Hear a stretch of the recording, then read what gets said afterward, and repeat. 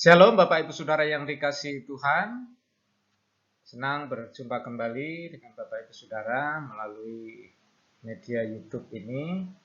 Dan renungan kali ini saya beri judul atau beri tema ya.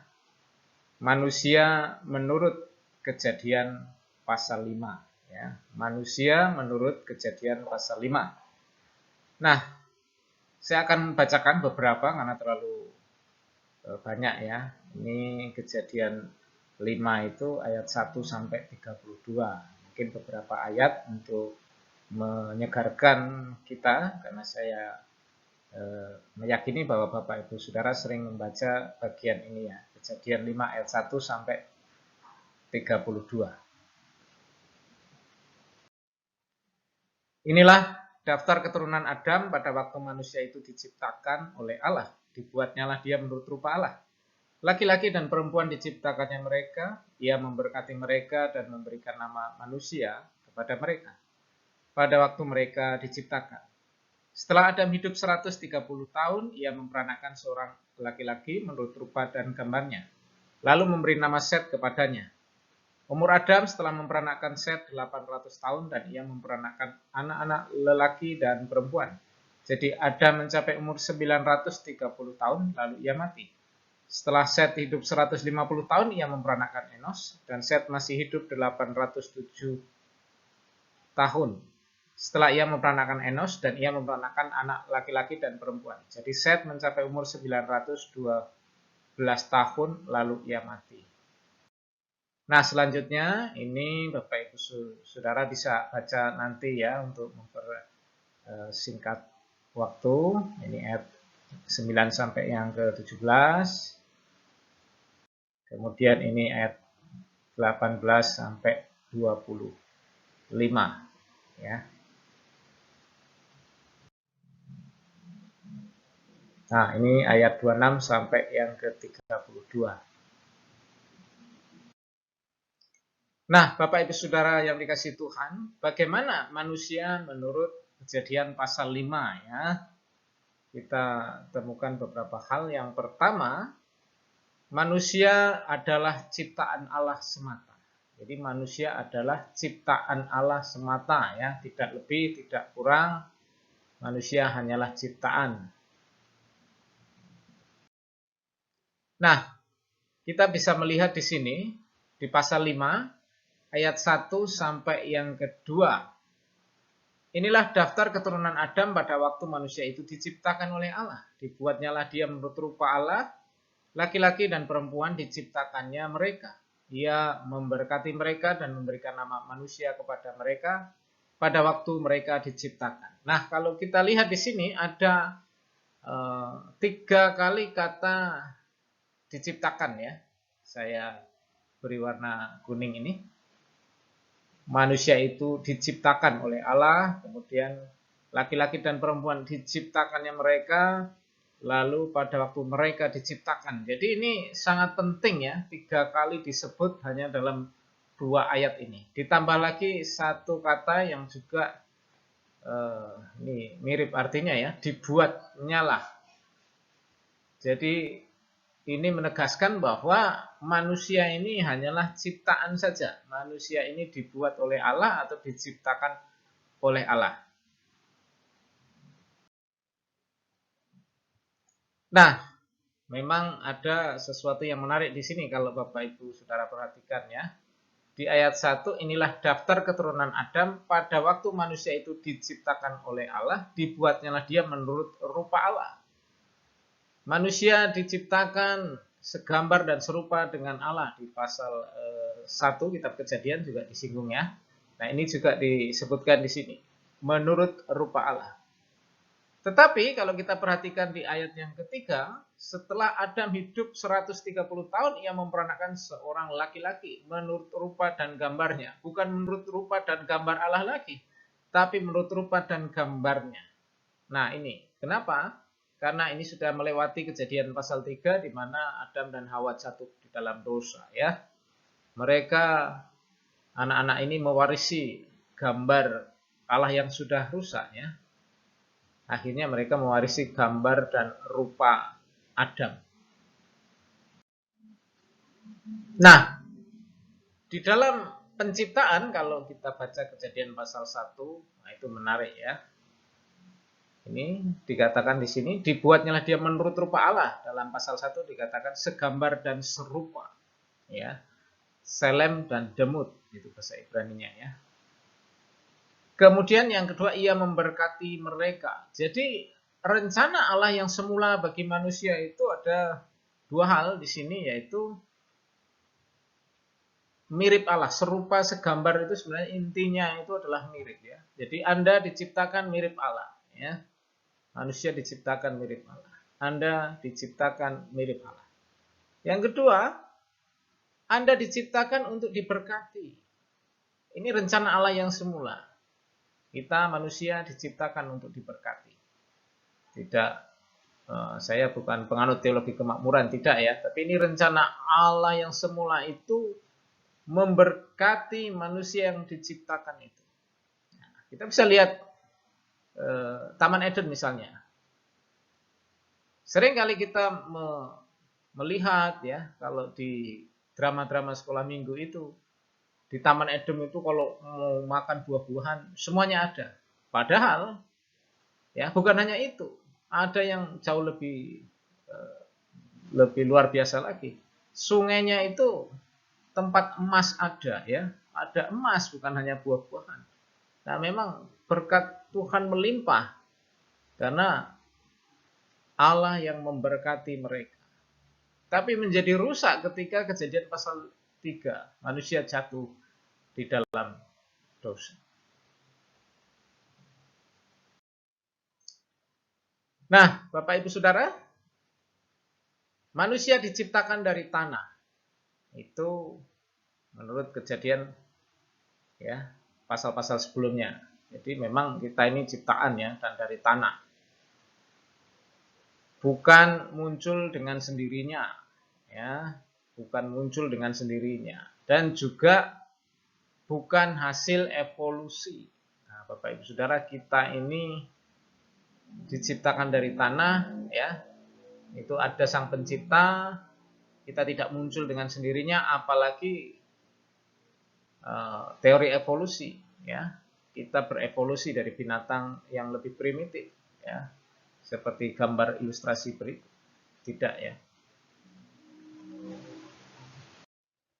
Nah, makanya ketika penguburan orang mati biasanya Pak Pendeta atau yang melayani berkata dari debu kembali kepada debu atau dari tanah kembali kepada tanah ya. Dan saya meyakini ini. Saya tidak mau menjadi ateis ya. Apalagi penganut dari teori evolusi. Saya tidak mau karena nanti kalau pas saya mati, nanti yang mengiringi saya berkata dari kera kembali kepada kera. Wah, ini repot ya. Saya meyakini kitab Kejadian saja ya, dari debu kembali kepada debu. Ya, kalau yang dari kera ya silakan kembali kepada kera.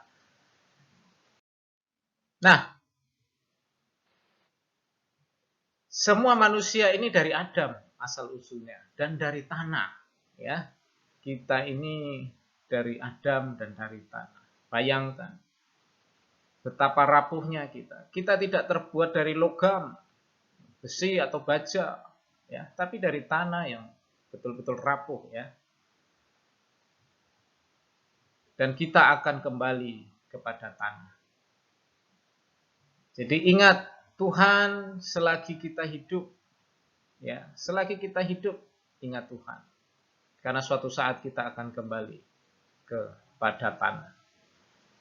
Jangan sombong, jangan sombong. Kita ini hanya dari tanah saja, bukan dari baja yang kuat, ya. Kita ini lemah. Jangan sombong. Kita ini dari tanah, kita ini lemah, kita perlu Tuhan, kita butuh Tuhan. Jangan merasa diri hebat ya, tidak perlu Tuhan.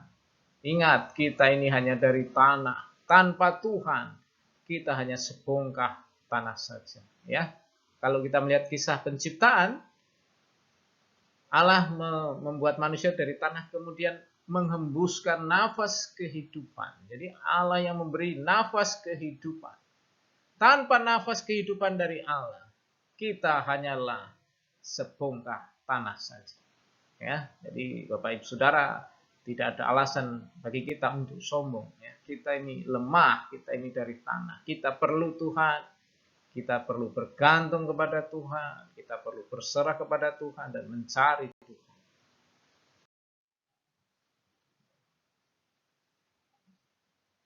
Nah, kita hanyalah ciptaan saja. Ingat, kita ini manusia hanyalah ciptaan saja ya. Jangan jadi tuan atas diri kita. Biar Allah yang jadi tuan atas hidup kita. Karena Dia yang menciptakan kita. Kita milik kepunyaannya. Biarkan Allah, biarkan Tuhan yang jadi penguasa atas hidup kita. Pencipta harus jadi pusat hidup kita. Ya, dan pengarah hidup kita. Lalu kita melihat kisah-kisah yang ada di Alkitab. Hawa lebih dengar iblis daripada Tuhan. Akhirnya jatuh dalam dosa. Adam mendengarkan istrinya, Hawa, ya. Lalu dia jatuh ke dalam dosa. Padahal ada perintah Tuhan yang jelas kepada dia. Kain lebih mendengar diri sendiri daripada Tuhan. Ya. Akhirnya kejahatan yang dia lakukan. Daud, orang yang hebat itu, ternyata lebih mentaati nafsunya daripada Tuhan. Akhirnya berantakan. Salomo lebih taat pada istri-istrinya yang mencondongkan hatinya kepada Tuhan. Ini menjadi pelajaran bagi kita. Ya, kita hanya ciptaan, biarlah Sang Pencipta kita yang mengatur hidup kita, mengarahkan kita tentu kepada kebaikan. Nah, itu yang pertama. Kita ini hanya ciptaan belaka. Yang kedua, manusia pada akhirnya dibatasi oleh waktu. Ya, manusia pada akhirnya dibatasi oleh waktu. Tidak ada manusia yang tinggal selamanya di bumi ini. Ada waktunya. Pasal 4 kita melihat ya, membicarakan tentang prestasi dan profesi. Tapi di pasal 5 ini banyak menyebut tentang kematian. Lalu ia mati, lalu ia mati. Ya. Kematian merupakan akhir dari kehidupan. Walaupun memang ada kasus khusus ya, Henokh di pasal ini ya, tidak mengalami kematian. Tapi itu kasus khusus. Tapi umumnya kematian merupakan akhir dari kehidupan. Lalu beralih atau beranjak kepada satu dimensi yang lain, ya, kehidupan kekal, kemuliaan atau kehinaan, jauh dari hadirat Allah di neraka. Ya, ada pola seperti ini ya. A memperanakkan B, A masih hidup sekian tahun setelah memperanakkan B, A mencapai umur sekian tahun lalu mati. Kemudian B memperanakkan C, B masih hidup sekian tahun lalu setelah itu memperanakkan C, lalu B mencapai umur sekian tahun lalu mati. Jadi ada pola seperti itu dalam penulisan Kejadian pasal 5 ini ya. Ya, ini perhatikan ya. Polanya mirip-mirip ya. Setelah Adam hidup 130 tahun, ia memperanakan seorang laki-laki menurut rupa dan gambarnya, lalu memberi nama Set kepadanya. Umur Adam setelah memperanakan Set 800 tahun dan ia memperanakan anak laki-laki dan perempuan. Jadi Adam mencapai umur 930 tahun, lalu ia mati. Ayat 6, setelah Set hidup 105 tahun, ia memperanakan Enos, dan Set masih hidup 807 tahun setelah ia memperanakan Enos, dan ia memperanakan anak-anak lelaki dan perempuan. Jadi Set mencapai umur 912 tahun, lalu ia mati. Ayat 9 sampai ini 11 juga sama ya. Saya bacakan di ayat 11. Jadi Enos mencapai umur 905 tahun, lalu ia mati. Di ayat 14, jadi Kenan mencapai umur 910 tahun, lalu ia mati. Ayat 17, jadi Mahalalel mencapai umur 895 tahun, lalu ia mati. Dan ini ayat 20, jadi Yared mencapai umur 962 tahun, lalu ia mati, dan seterusnya. Ya, Anda akan menemukan, Bapak Ibu Saudara akan menemukan pola seperti ini. Lalu ia mati, lalu ia mati, lalu ia mati. Jadi pasal 5 ini mengingatkan kita pada kematian, pada akhir dari kehidupan kita di bumi ini. Dan kematian ini adalah suatu realita kehidupan kita, ya. Karena manusia melanggar perintah Tuhan. Tidak satu pun yang mampu ya, menolak kematian itu. Ini adalah konsekuensi dari pelanggaran firman Tuhan. Dalam pasal sebelumnya, pasal 2 ya, Allah sudah memerintahkan, memberi larangan kepada Adam. Jangan makan buah pengetahuan yang baik dan yang jahat yang ada di tengah itu. Dalam bahasa Ibrani dikatakan ini ya. Biyom akalka mimenu motamu. Pada hari engkau memakannya dari pohon itu ya. Motamut, mati-mati. Yang diterjemahkan pastilah mati. Jadi kematian akibat dari pelanggaran perintah Tuhan.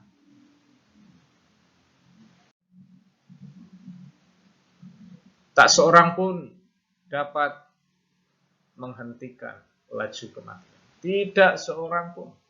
Dokter hebat pun tidak dapat menciptakan obat yang dapat menghentikan laju kematian. Tidak satu pun. Kematian adalah akibat manusia melanggar perintah Tuhan. Nah, semua orang dibatasi oleh waktu ya. Semua orang dibatasi oleh waktu dengan kematian ya, kecuali hanya Henok dan Elia ya. Nah, melalui gerbang kematian ini manusia berpindah kepada satu dimensi yang lain. Menuju dimensi yang abadi. Nah, ini abadi dalam kemuliaan atau abadi dalam kehinaan ini persoalannya ya. Persiapkan diri kita supaya kita bisa berpindah kepada keabadian yang mulia ya. Bukan kehinaan abadi, tapi kemuliaan yang abadi. Nah, Bapak Ibu Saudara, kematian dari sisi waktu tidak sama. Ada yang 930 tahun, ada yang 969 tahun, ada yang 770 tahun, dan seterusnya. Nah, kalau sekarang, ada yang baru 25 tahun, ada yang 50 tahun, ada yang 60 tahun. Kematian ini tidak sama ya.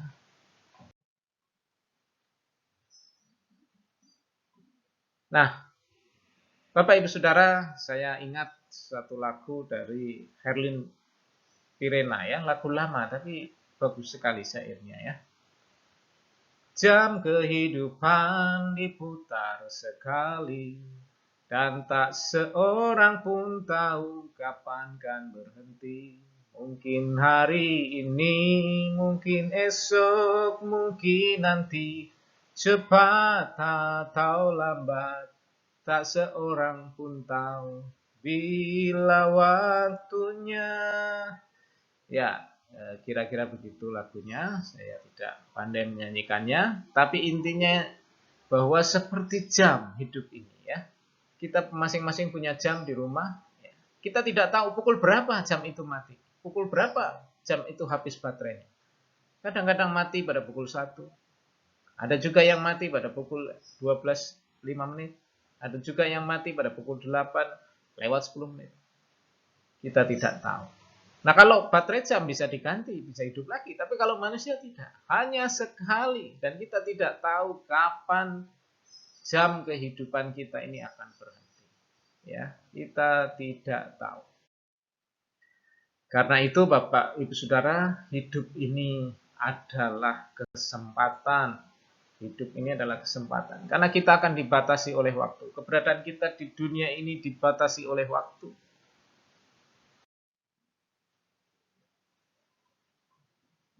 Dan dunia bukan tempat tinggal kita yang permanen. Ini kita harus sadar, Bapak Ibu Saudara, kita dibatasi oleh waktu, kita tidak permanen, tidak selama-lamanya tinggal di dunia ini. Jangan hanya mengejar harta duniawi. Ya. Carilah perkenanan ilahi. Karena suka tidak suka, mau tidak mau, kita akan dipanggil pulang. Kita akan kembali kepada Dia yang menciptakan kita. Ya, kita akan kembali pada Sang Ilahi, pemilik jiwa ini. Dia yang menghembuskan nafas ke dalam hidup manusia. Dan kita akan mempertanggungjawabkan semua yang kita lakukan selama kita hidup di dunia ini. Nah, Bapak Ibu Saudara, selanjutnya yang ketiga, manusia yang bergaul dengan Allah diperlakukan istimewa. Manusia yang bergaul dengan Allah diperlakukan istimewa. Kita lihat di sini. Ayat 18, setelah Yared hidup 162 tahun, ia memperanakan Henok. Dan Yared masih hidup 800 tahun setelah ia memperanakan Henok. Dan ia memperanakan anak-anak laki-laki dan perempuan. Jadi Yared mencapai umur 962 tahun lalu ia mati. Setelah Henok hidup 65 tahun ia memperanakan Metusalah. Dan Henok hidup bergaul dengan Allah selama 300 tahun lagi setelah ia memperanakan Metusalah. Dan ia memperanakan anak-anak lelaki dan perempuan. Jadi Henok mencapai umur 365 tahun. Dan Henok hidup bergaul dengan Allah. Lalu ia tidak ada lagi sebab ia telah diangkat oleh Allah. Ada perlakuan yang istimewa terhadap Henok. Kalau yang lain kita membaca lalu mati, lalu mati, lalu mati. Tapi di sini dikatakan lalu ia tidak ada lagi, tidak mengalami kematian. Sebab ia telah diangkat oleh Allah. Kenapa?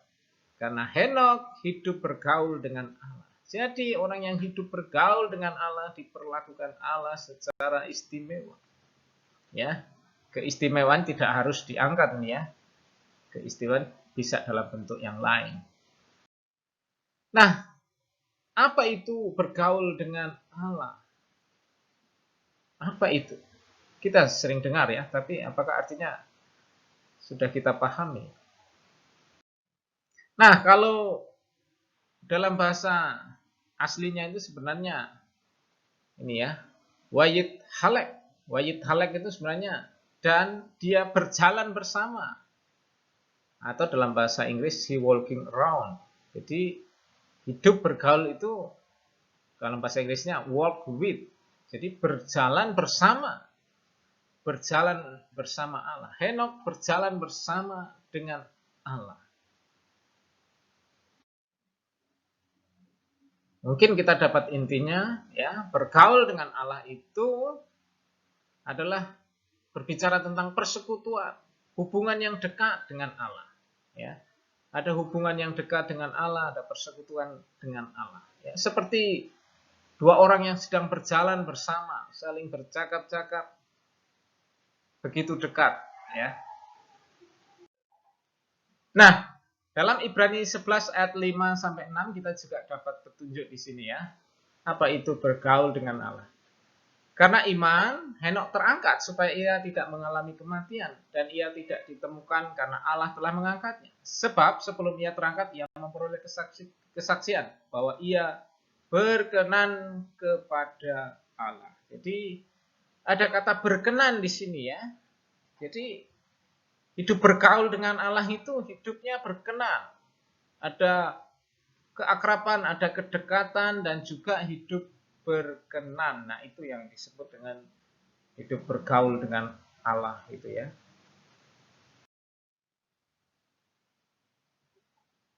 Ada satu lagi Dalam kitab Kejadian ada seorang yang bernama Nuh. Nuh itu juga hidup bergaul dengan Allah. Inilah riwayat Nuh. Nuh adalah seorang yang benar dan tidak bercela di antara orang-orang sezamannya. Dan Nuh itu hidup bergaul dengan Allah. Jadi dia hidup bergaul, berkenan, tidak bercela. Itu.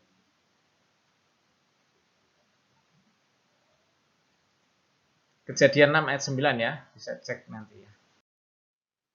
Nah, Nuh juga diperlakukan Allah secara istimewa. Nuh mendapat keistimewaan. Sementara yang lain binasa oleh air bah, Nuh diberi petunjuk untuk membuat bahtera. Sehingga ia dan keluarganya selamat. Nah, Bapak Ibu Saudara, bergaullah dengan Allah. Ya. Ada contoh lain misalnya Daud. Daud itu bukan siapa-siapa, hanya seorang penggembala ternak yang sederhana. Tapi dia bergaul dengan Allah dan Allah mengangkat dia menjadikan raja atas Israel. Itu yang keistimewaan yang Daud dapat. Nah, masing-masing tentu berkatnya beda-beda ya. Tapi pesannya mari kita bergaul dengan Allah ya.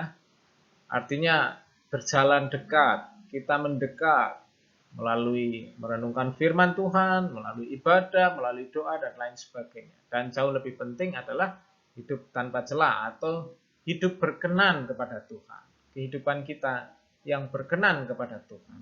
Itulah hidup yang bergaul dengan Allah. Jadi, Bapak Ibu Saudara, kita dapat ringkas manusia menurut Kejadian pasal 5. Yang pertama, manusia adalah ciptaan Allah semata. Kita hanya ciptaan saja ya, tidak usah sombong. Kita butuh Tuhan, kita perlu Tuhan, kita harus mendekat kepada Tuhan. Yang kedua, manusia pada akhirnya dibatasi oleh waktu. Kita tidak selamanya tinggal di bumi ini. Ada saatnya kita pergi ya. Nah, paling umum itu melalui kematian. Jadi selama kita hidup, pergunakanlah kesempatan dengan baik. Seperti jam dinding yang kita tidak tahu kapan dia berhenti, ya, detak jantung kita berhenti, kita tidak tahu. Selagi kita hidup, adalah kesempatan untuk kita mengasihi Tuhan dan mengasihi sesama. Ya. Dan yang ketiga, manusia yang bergaul dengan Allah diperlakukan istimewa. Bergaulah dengan Allah, yaitu kehidupan yang dekat dan kehidupan yang berkenan kepada Allah. Maka keistimewaan, maka berkat-berkat Tuhan akan diterima oleh kita semua, Bapak Ibu Saudara yang mau bergaul dengan Allah. Oke, itu renungan yang saya sampaikan kali ini. Kiranya menjadi berkat buat kita semua. Terima kasih. Tuhan memberkati.